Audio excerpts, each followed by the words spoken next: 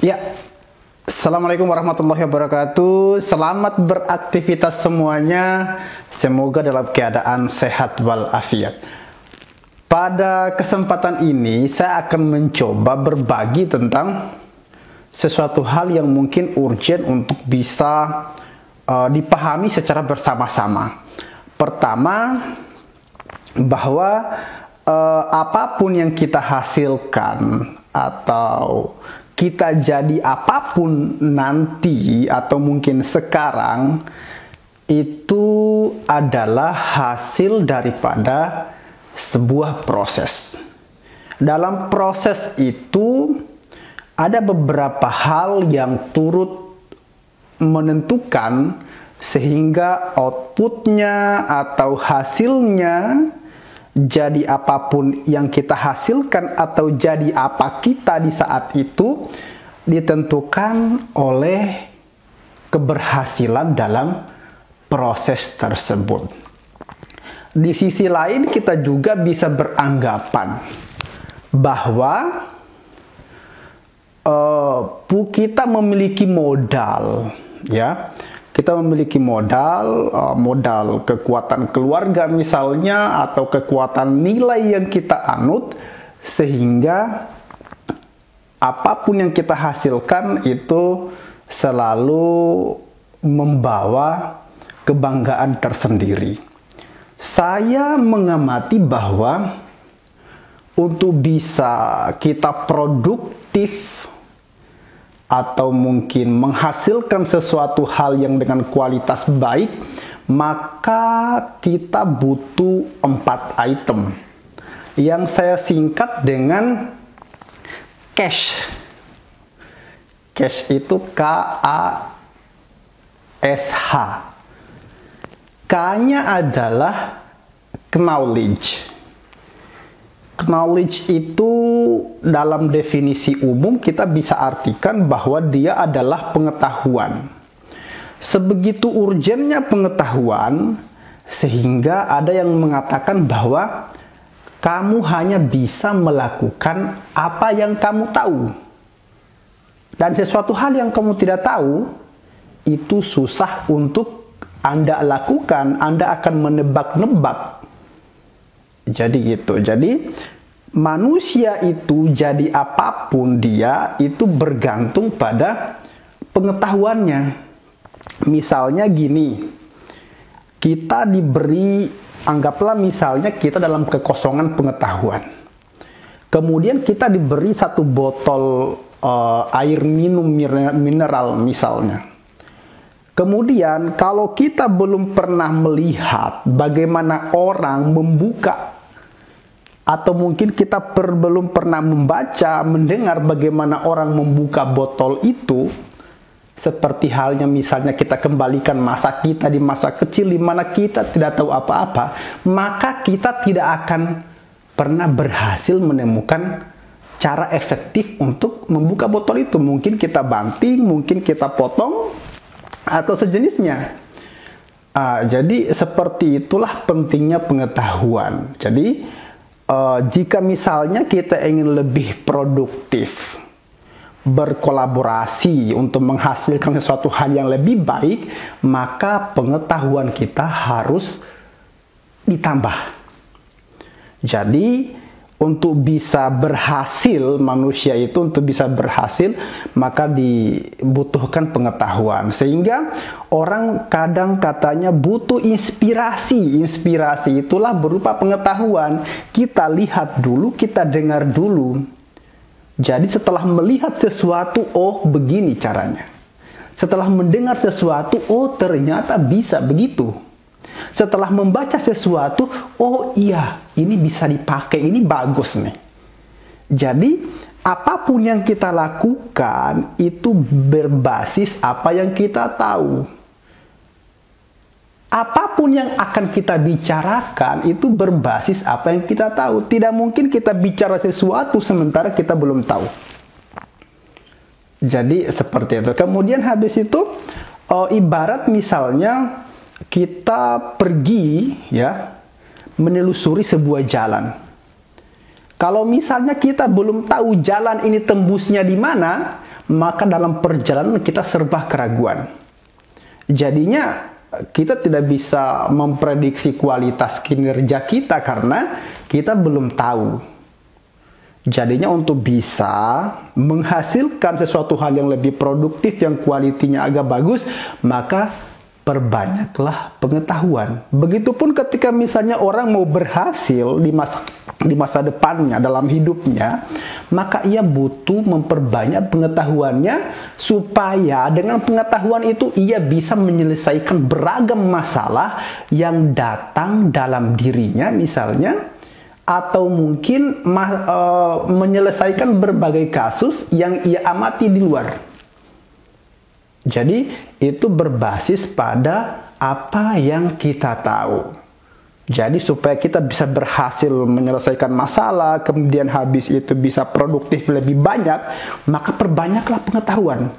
Tahu lebih banyak, baca buku lebih banyak, dengarkan penyampaian orang yang punya pengalaman lebih banyak, kemudian habis itu diskusi lebih banyak.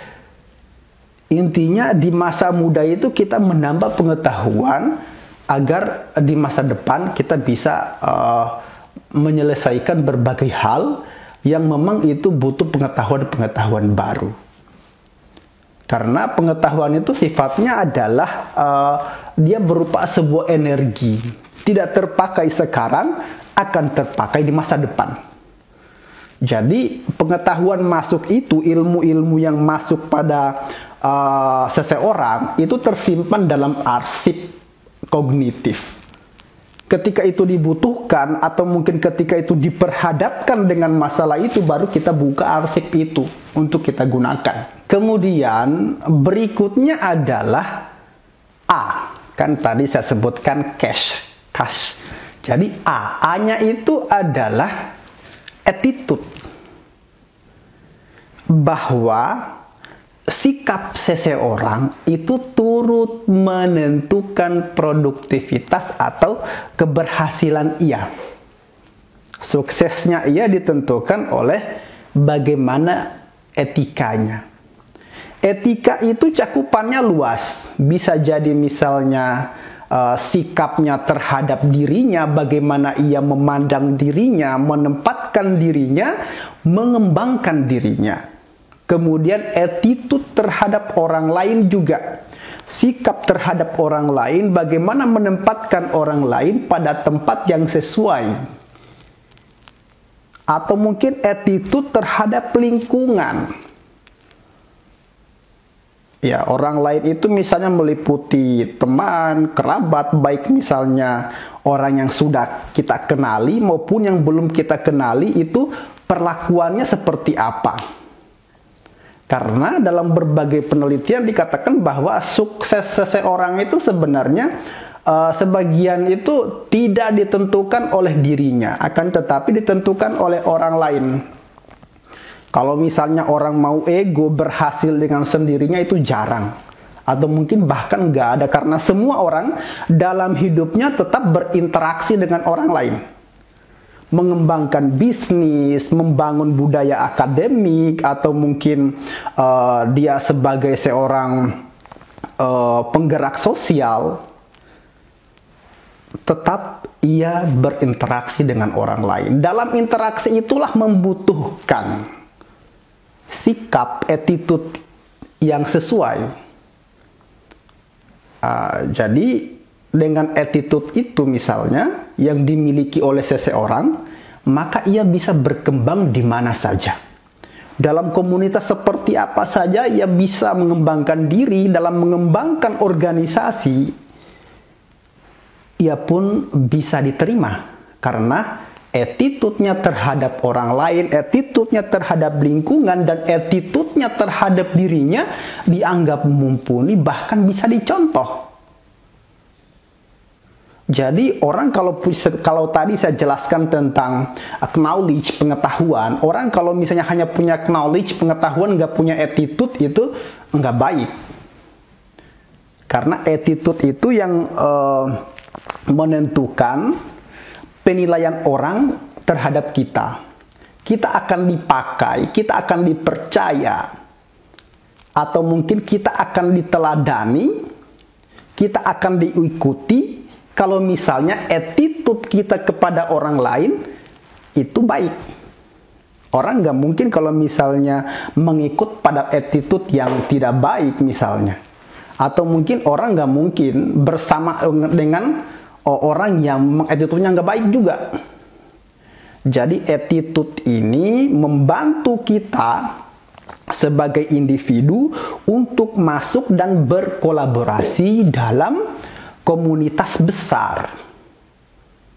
Jadi dimanapun kita bisa menyesuaikan, karena bisnis kita, komunitas kita, kemudian organisasi kita itu bukan dikembangkan atas individu sendiri. Itu merupakan hasil daripada interaksi banyak orang sehingga mendapatkan sesuatu hal yang kita inginkan. Dalam interaksi itulah attitude dibutuhkan untuk bisa tetap ada pada jalurnya, tetap ada dalam satu ikatan. Baik itu ikatan komitmen karena di situ semuanya serba baik misalnya, atau mungkin kekuatan persaudaraan. Jadi banyak bisnis modern itu, pengusaha-pengusaha modern atau mungkin para penggerak organisasi modern yang mereka gunakan dalam suatu organisasi itu adalah hubungan kekeluargaan. Jadi saling menghormati dan semacamnya sehingga semuanya nyaman berada di posisi itu. Oke. Kemudian berikutnya, tadi kan cash, knowledge sudah, attitude sudah. Berikutnya S, skill. Bahwa manusia itu untuk bisa melakukan sesuatu itu butuh terampil. Terampil itu artinya bukan sekedar bisa. Akan tetapi dia lancar melakukan itu dengan efektif dan efisien.